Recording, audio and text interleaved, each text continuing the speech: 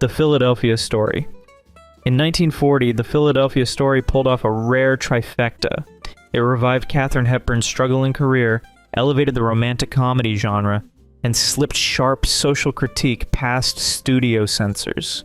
Just 2.5 years earlier, in May of 1938, Hepburn had been publicly labeled box office poison by the Independent Theater Owners of America, a notorious ad that called out stars seen as commercial liabilities. Rather than fade quietly, Hepburn made an audacious move. She secured the screen rights to Philip Barry's hit play, which had been written for her and teamed up with MGM. While she had strong influence over the casting, it was MGM's top brass who ultimately greenlit the inclusion of Cary Grant and James Stewart, two of the era's most bankable stars. The film premiered in December of 1940, earning 6 Academy Award nominations and winning 2, including Best Actor for Stewart. On the surface, it was all champagne flutes and high society banter, but beneath the gloss, the film tackled then taboo topics like divorce, remarriage, and female self-determination. Hepburn's character, Tracy Lord, wasn't just a romantic lead. She was a woman facing down public judgment and societal expectations. Critics praised its wit and polish, but modern scholars often highlight its feminist undercurrents. The musical remake High Society followed in 1956, starring Grace Kelly, Bing Crosby, and Frank Sinatra, but it softened the original's edge. Talk has simmered for years about an updated retelling.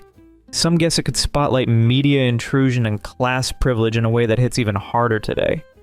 For now, though, The Philadelphia Story remains a standout, a romantic comedy that dared to be smarter than it looked. 20,000 Leagues Under the Sea. Before lightsabers or warp drives hit the screen, Disney's 1954 adaptations of 20,000 Leagues Under the Sea redefined what sci-fi could look like on film. Based on Jules Verne's 19th century novel and directed by Richard Fleischer, it was one of the earliest major studio science fiction films shot in both color and CinemaScope, a widescreen format still in its infancy. With a budget topping $5 million, it became one of the most expensive films of its decade, and the money was visible in nearly every detail. The film's legendary giant squid battle wasn't just a visual highlight, it was a production nightmare. The original version, filmed in daylight, was reportedly scrapped after test audiences laughed at the rubbery effects.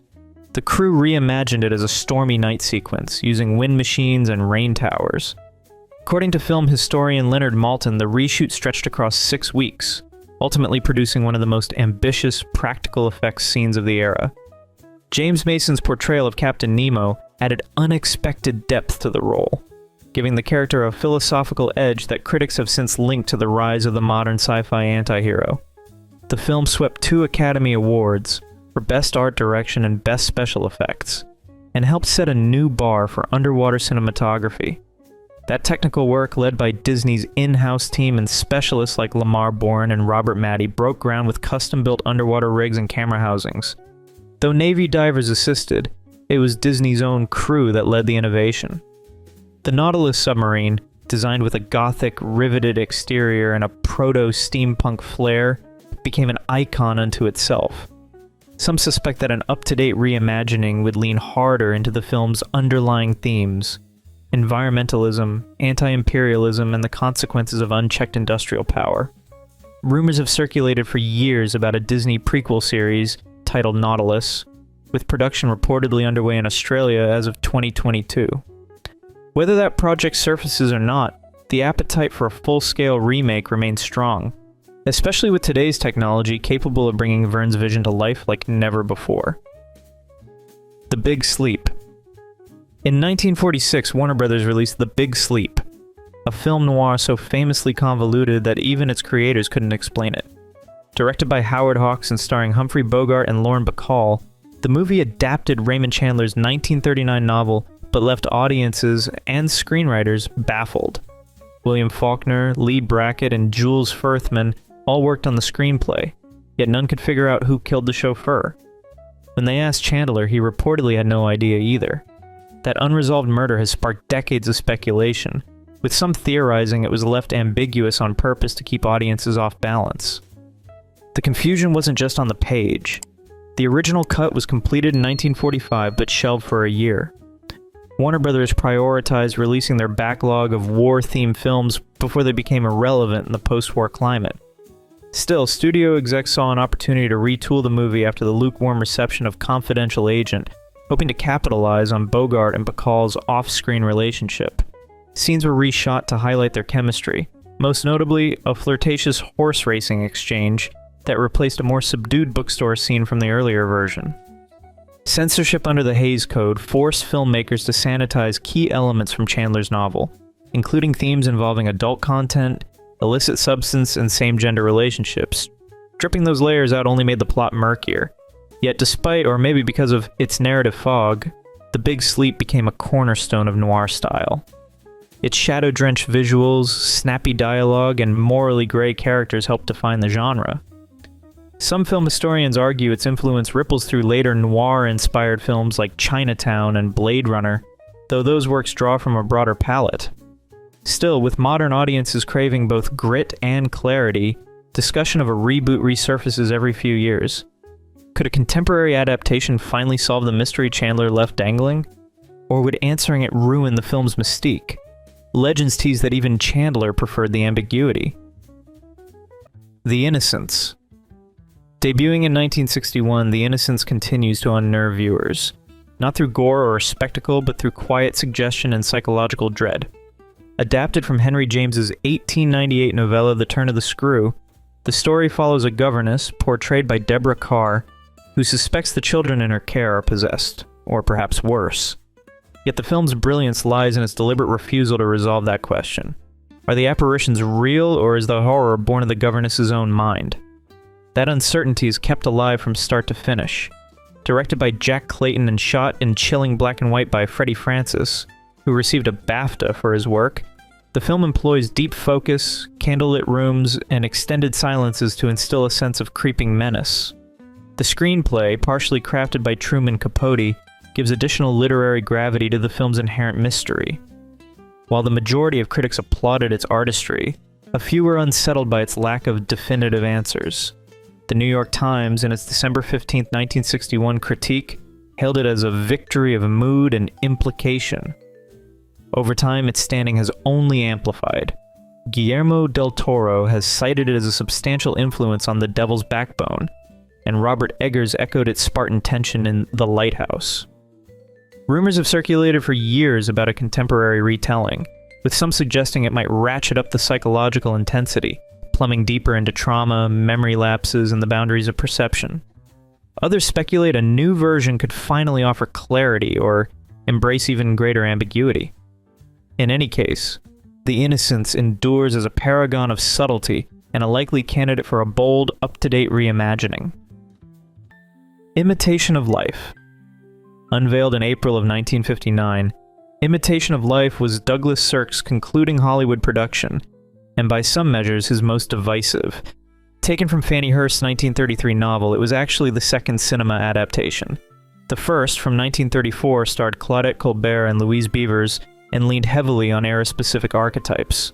Sirk's version, presented in vibrant technicolor and heightened melodrama, aimed a more incisive lens at America's racial and socio-economic divides. Lana Turner portrayed Laura Meredith, an aspiring white actress, while Juanita Moore embodied Annie Johnson, an African-American housekeeper and mother. Their daughters, one white and the other biracial, grew up under vastly contrasting cultural assumptions. The storyline involving Annie's daughter, Sarah Jane, who attempts to pass as white, touched a raw nerve. Susan Kohner, a white actress, took on the role of Sarah Jane and earned an Oscar nod alongside Moore. Critics were mixed. Some lauded Sirk's emotional exactitude, while others criticized the casting decisions and the film's emphasis on white distress over black hardship. Nevertheless, it was the studio's biggest earner of that decade, making more than $6 million in the United States. Scholars have since argued that Sirk deployed melodrama not as a flight from reality, but as a means to deliver trenchant social critique. His flamboyant visuals and dramatic devices acted like a Trojan horse, carrying a potent commentary on America's racial blind spots. Today, the film is both venerated and revisited. A reimagined version might finally shift the perspective, grappling with colorism, structural inequities, and generational wounds with the detail the original only hinted at. Some suggest that studios have quietly explored the possibility of a fresh retelling, though no official moves have been reported. Should it come to pass, It might transform Imitation of Life from a mid-20th century drama into a 21st century exploration of identity. Laura. In 1944, a detective found himself captivated by a woman presumed dead, and filmgoers haven't let go of her since. Laura, directed by Otto Preminger, took classic film noir and pivoted sharply at its midpoint. The title character, thought to be murdered, re-emerges alive, upending every assumption. It was not merely a plot turn, it was a structural risk that paid off. Clifton Webb's icy depiction of Waldo Lydecker, a venomous columnist with a penchant for control, earned him an Oscar nomination and shaped the mold of the refined antagonist.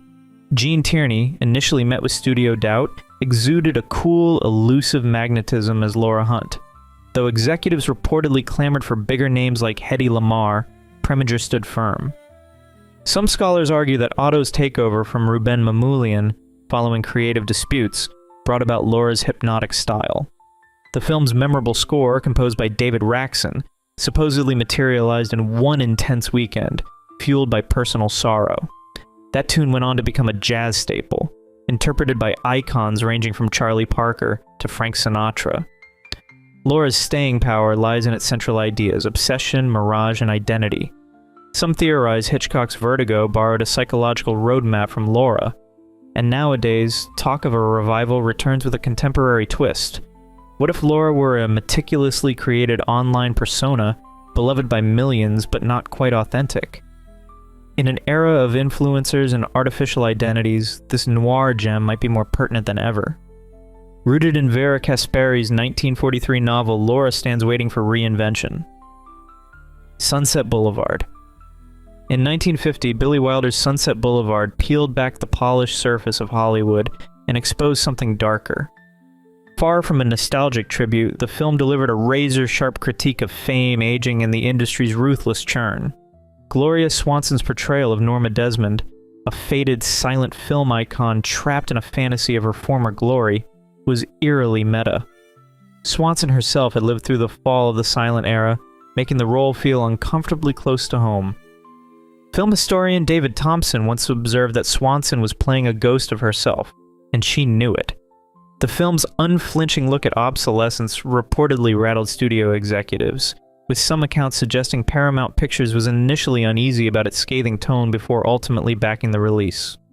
Sunset Boulevard went on to earn 11 Academy Award nominations and won 3: Best Writing, Best Art, and Set Decoration, as well as Best Music.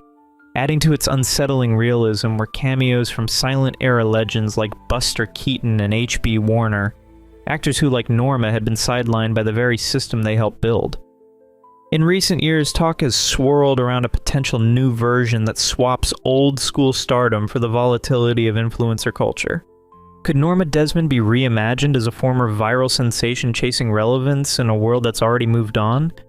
Some insiders suggest the psychological toll of digital fame could make for an even darker update. But one thing seems untouchable. Norma's final line, "All right, Mr. DeMille, I'm ready for my close-up," still lands like a gut punch, decades later. If you've enjoyed this video, please leave a like and comment. Also consider subscribing and hitting the notification bell to get notified of our new videos each week. Thanks for watching.